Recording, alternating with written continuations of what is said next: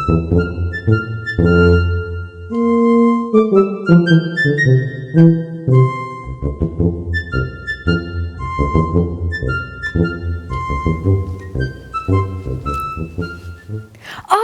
bonjour les amis! Aujourd'hui, je vais au parc et je vais mettre mes plus beaux vêtements pour aller dehors. On se prépare ensemble. J'ai déjà mis mon chandail.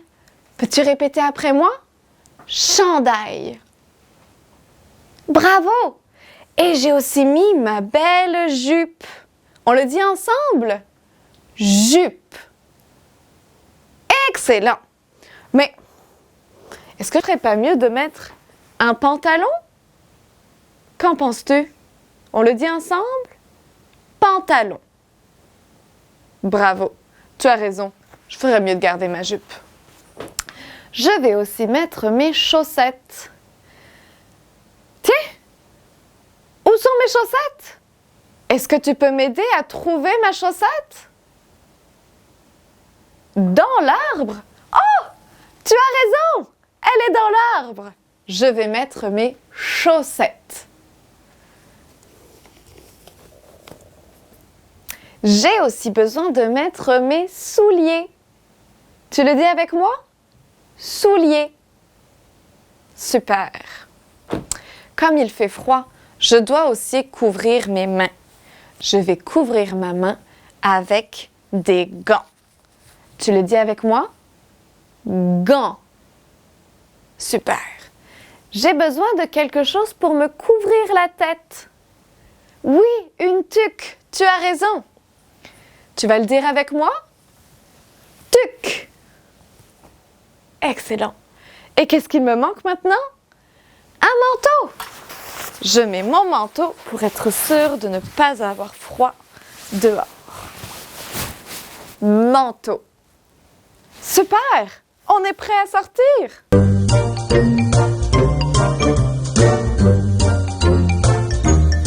Aujourd'hui, on va chanter une chanson qui s'appelle « Louis-tu ». Tu vas pouvoir chanter avec ton parent qui va faire le rôle du loup. C'est parti! Promenons-nous dans les bois pendant que le loup n'y est pas.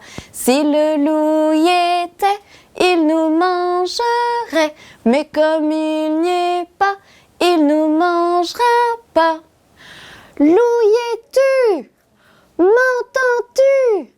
Que fais-tu? Je mets mon pantalon. Promenons-nous dans les bois pendant que le loup n'y est pas. Si le loup y était, il nous mangerait. Mais comme il n'y est pas, il nous mangera pas. Loup y es-tu? M'entends-tu? Que fais-tu? Je mets mon chandail. Promenons-nous dans les bois pendant que le loup n'y est pas. Si le loup y était, il nous mangerait. Mais comme il n'y est pas, il nous mangera pas. Loup y es-tu? M'entends-tu? Que fais-tu? Je mets mon manteau. J'arrive!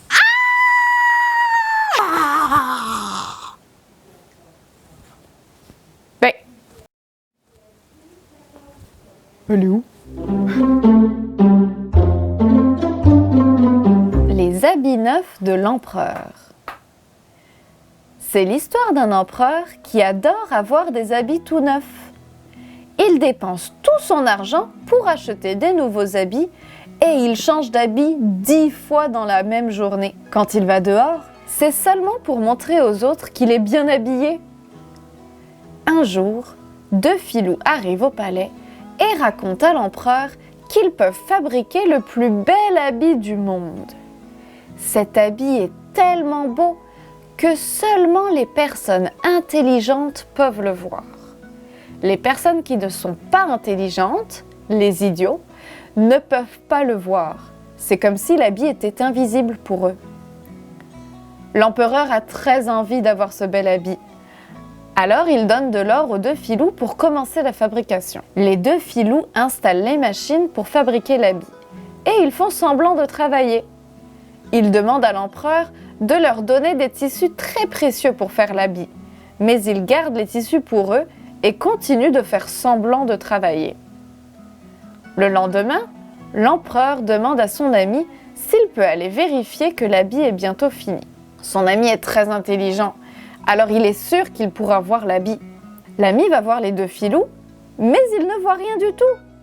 Il dit aux deux filous: « Mais qu'est-ce que vous faites? Où est l'habit? Il n'y a rien ici. » Les deux filous lui répondent: « Nous le fabriquons en ce moment même. Tu ne le vois pas? » « Voir quoi? » Tes yeux ne peuvent pas le voir. Tu dois être un idiot. » L'ami de l'empereur est gêné, car il ne veut pas que tout le monde pense qu'il est un idiot.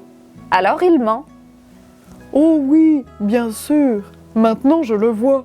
C'est vraiment très joli. » Et il retourne voir l'empereur pour lui dire que l'habit est très beau et qu'il sera bientôt prêt.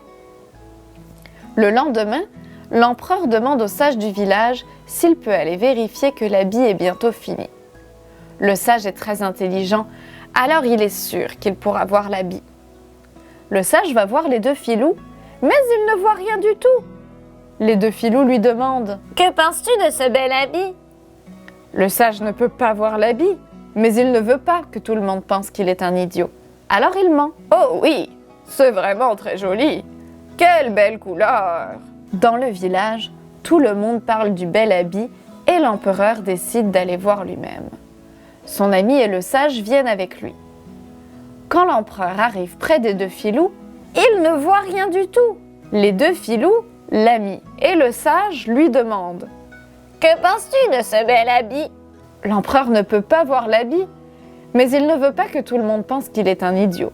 Alors il ment. « Oh oui, c'est vraiment magnifique. J'ai hâte de le porter. » Tout le village veut voir le bel habit. Alors on décide que l'empereur va le porter pour une grande fête. Les deux filous font semblant de couper l'habit et de le coudre. Ils demandent à l'empereur de se déshabiller pour mettre le nouvel habit. Les deux filous font semblant d'habiller l'empereur et l'empereur fait semblant de voir l'habit. Quand il sort du palais, les gens du village voient l'empereur sans habit.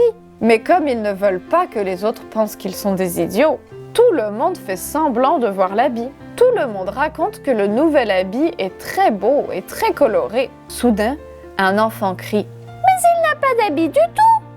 Il est tout nu. » Les parents de l'enfant s'excusent, mais tout le monde commence à répéter ce que l'enfant a dit. Au bout d'un moment, tous les gens du village crient: « Mais c'est vrai, il n'a pas d'habit du tout. Il est vraiment tout nu. » Et tout le monde se met à rire. L'empereur est très gêné car il se rend compte que l'enfant a raison. Les deux filous lui ont joué un mauvais tour. Alors il retourne dans son palais sans dire un mot et il pense qu'il a vraiment été idiot de croire au bel habit invisible. Alors les amis, aujourd'hui on va peindre sur un chandail. Moi tu vois, j'ai choisi un chandail qui avait des taches dessus pour pouvoir peindre dessus. Alors demande la permission à tes parents de savoir quel chandail tu peux utiliser. Tu auras besoin de peinture. Il y a deux types de peinture. La peinture pour les doigts que tu peux utiliser avec tes mains mais que tu ne peux pas nettoyer. Ou alors la peinture pour tissu. Mais à ce moment-là, tu auras besoin de pinceau parce que tu ne peux pas toucher la peinture pour tissu avec tes doigts. OK? Et tu auras besoin de papier pour essuyer tes mains aussi. Alors, moi, aujourd'hui, j'ai décidé de faire des points sur mon chandail. Alors, je vais seulement utiliser mon doigt, mais tu peux aussi utiliser ta main ou dessiner un arbre ou une fleur. Alors, c'est parti.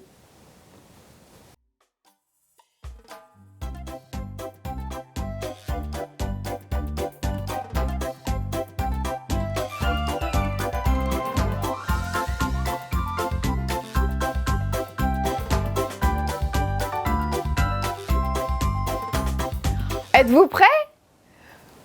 Tada! Au revoir les amis, à la prochaine!